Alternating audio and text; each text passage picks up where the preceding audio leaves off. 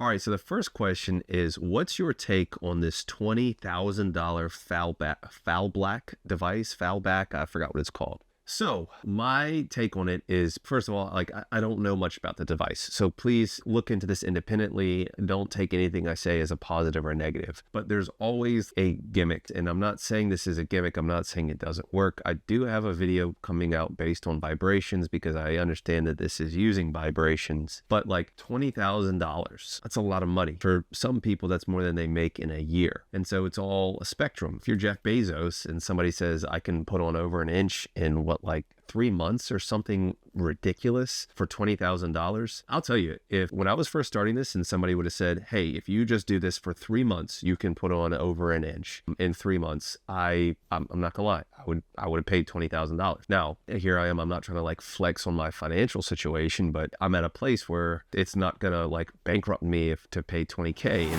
And I do want to live the dream, school boy.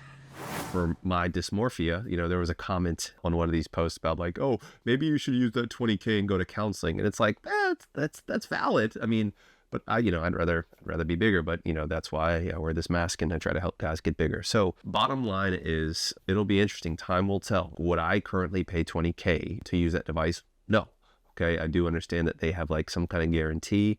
That does make me very concerned, in my opinion. So regardless what it is, if somebody says you can put on, I think they said 1.3 inches in 3 months, doing anything, I'd probably say BS. Personally, I'd be interested to see what this device is. Hey guys, it's Hink here. And so for those that don't know, I'm Hink. I'm a real actual board certified medical doctor, and I do a lot of penile enlargement stuff. Today, we're going to be tackling a QA that I posted on my subreddit, r/Hink, due to a request I had in one of my comments. Somebody missed one of my live QAs and they requested like a submission process. So here we are. And so I hope the guy that posted this video saw this post in enough time to submit his question. The next question we're going to have is from Carl Wickman. How can strong young men safely do manuals and know they are pulling sufficiently hard but not too hard? So in my opinion, I try to keep things simple, guys. Measure your stretched flaccid length. So basically, if you stretch your penis, what is the length of that? Think about how much tension you use when you are stretching your penis to measure that point and try to use that tension. I don't think it needs to be any more complicated than that. You obviously don't want to pull at enough pressure where it hurts. You want to use enough tension where there's a clear stretch in your penis and you're elongating it past its normal erect state. One of the comments from the Fenrir team said like you could get a fish Luggett scale and attach it so you could actually feel what the different tensions feel like.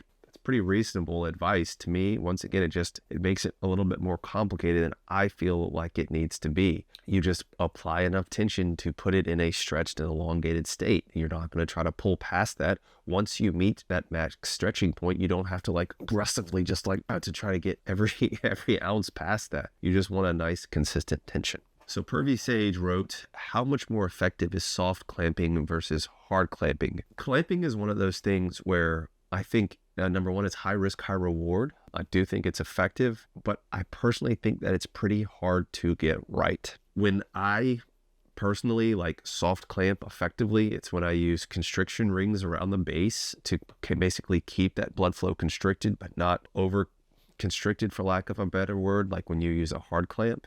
And then I actually apply manual pressure with my hands to get that additional state. I can't say that like soft clamp versus hard clamping, which one's more effective. It's which one can you do more efficiently. And I've said it before, I think hard clamping is dangerous. And I have many clients also message me because they've injured themselves by hard clamping. And so personally, I think soft clamping is more effective because it's not going to make you as prone to injury as hard clamping does. All right, so USMC Thaxton 86 says, do you have any reservations on rat versus human studies? Yeah, rat studies are rat studies. It's a different species, a different animal. I don't think that you can just say, oh, well, they did this study on a rat, and so it translates 1-to-1 on humans. Problem is, in this area, there's very limited research when it comes to like penile tissue, and so the animal studies are the best models that we have. They're not doing these studies on primates, which would be like the kind of the next best animal, which, I guess I'm grateful for, but all animals are animal. I don't know. The fact of the matter is, yes, I do have reservations, but I do think the research translates. So will you show us your face? No. I know this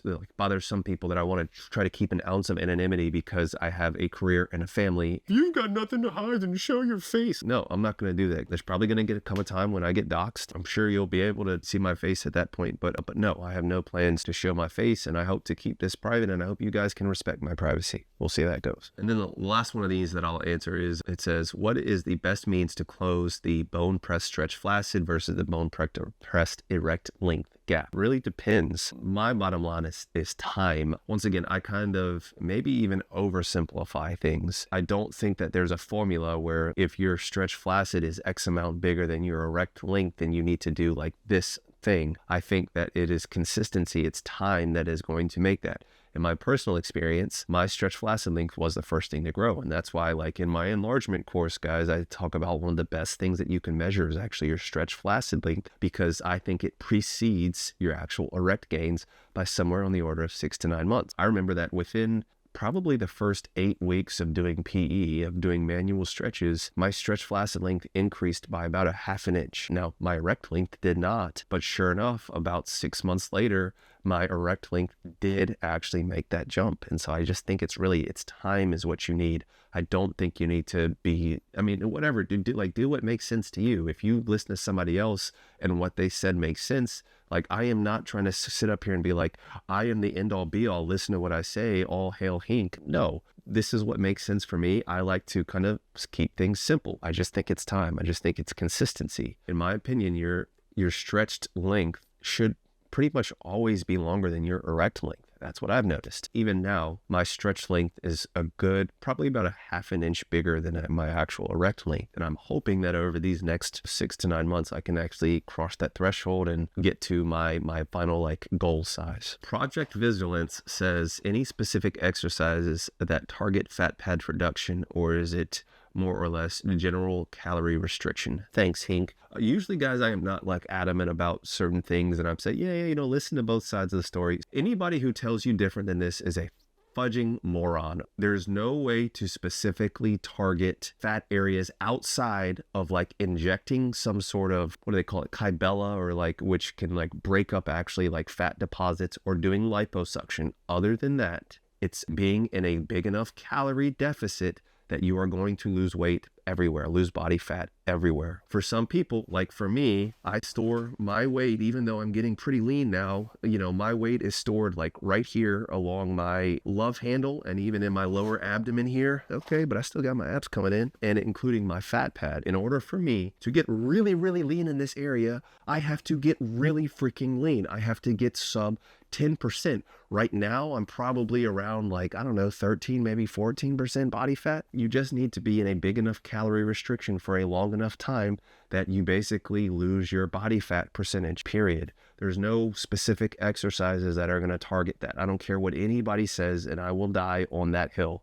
Now, that being said, in general, if you want to target fat pad reduction, you target body fat loss everywhere, and you need to do cardio, and you need to be in a significant calorie deficit. Educational Unit says, do you think manuals with a vacuum cup are equally effective as manuals with hand? Tension is tension. I don't think it matters. To me personally, I don't think it makes sense to do manuals with a vacuum cup. I think if you're already going to get the vacuum apparatus set up, then you might as well either use it with an extender or use it with some sort of hanging device, so you know that you have a constant tension. And I will concede, guys, that I do think hanging, believe it or not, hanging and I think extenders are actually probably a little bit safer than manual stretches. I'm not going to sit here and lie to you. That being said, I don't think you need to do it with a vacuum cap. Do you think that Tunica receives equally the same tension/workforce? Overall, for the most part, yes, depending on how you do it. For example, if you are pulling straight down with one hand, there's going to be tension that's put on not only the actual penile tension, but also the suspensory ligament. Versus, I think that if you are doing a two-handed approach and you have one hand at the base and one hand at the glands and you're pulling, then that tension is pretty much equally distributed within the shaft in that area. I do think it depends on what kind of technique you use. Mystery Man 99 says, can L-citrulline be added to warm beverages like coffee or hot tea, or should it only be consumed at room temperature or cold? I think it's fine. I don't think that the citrulline is going to denature at high temperatures. That being said, I wouldn't put it in the water and boil it. Now, truth be told, I would have to look to see like even if that's safe. I have a feeling it probably is, but it's fine to consume.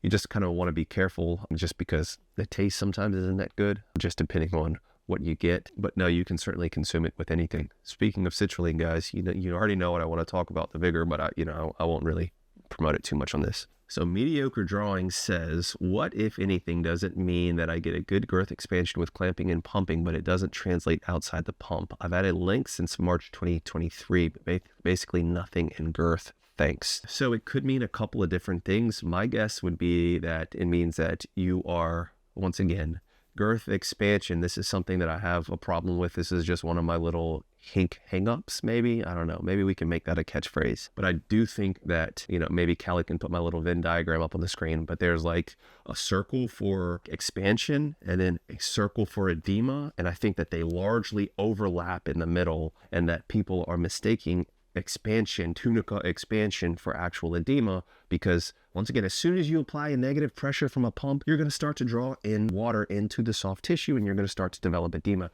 That is just a medical fact, period, the end. But whatever, I'm not going to go all unhinged on this. Hopefully no promises. So that being said, it sounds like your gains, because even if you're clamping, guys, you still have the obstruction of venous outflow, the increase in pressure, and therefore pushing fluid, the interstitial fluid, out into the surrounding tissue, causing edema. So I think you're probably causing more edema than you actually are expansion, and you just don't realize it. And that's why it's not translating out after or like out of the tube. So I don't know if you're going in, like, for example, if you go in hard into the tube, that by definition is going to actually limit the amount of edema that you accumulate and focus more on that external pressure or that negative pressure actually expanding the internal tunica. So that might be something. So King Lurker, for all the great supplements put out by Leviathan Wellness, okay, this is definitely one of my burner accounts. What is the optimal time to take them for both health reasons and in the morning before workouts? Doesn't matter. So it really depends. For example, I think one of the best times to take citrulline is going to be before bed to help you recover, but it also is very potent before doing PE. If you do PE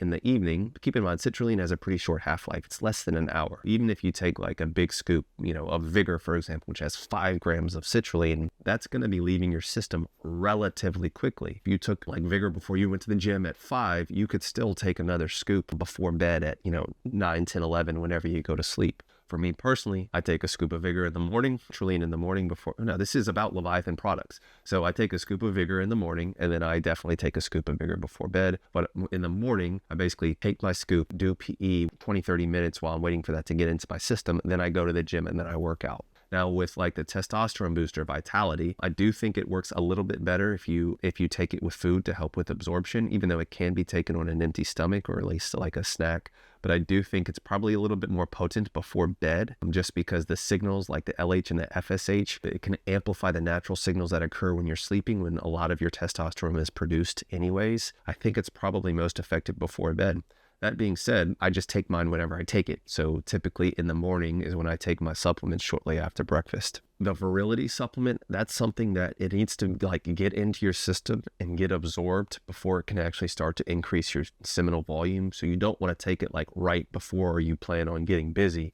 You want to take that maybe at lunch before. The Virility is definitely something that works a little bit better if you have an actual fattier meal. It helps with the absorption, okay? And it helps with some of the actually additional vitamins when you take it with a fatty meal. It's something that I think it builds into your system better. So if you're going to use that, I'd recommend kind of taking it multiple days, leading up to when you're really trying to have the, big finale. When you're talking about our Fortitude, the horny goat weed based supplement. So believe it or not, I actually take it twice a day because I like it so much, and I dosed it so you can safely do that. But I would say if you want the most benefits, if you're talking about the natural PDE5 inhibition, probably about an hour to an hour and a half before you plan on getting busy is probably best for that, for you to really get the Icarin, the active ingredient, in your system. And then Shield and Safeguard, I don't think those particularly matter. I like taking both of those with food just because I like taking pills with food so I can, swallow food afterwards and get it in my system and get it better absorbed.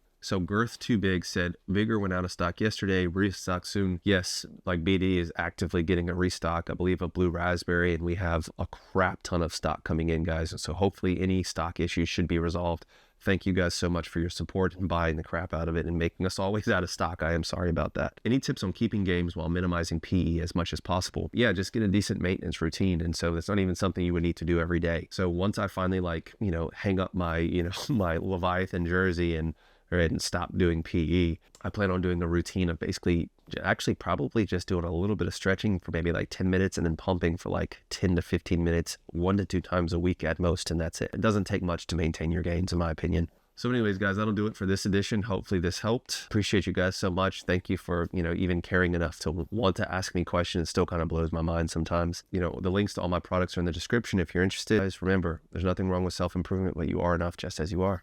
Peace and love, guys. Dr. Hank got the plug on the health, yeah. Got you thinking about your wealth, yeah. In his office, no stealth.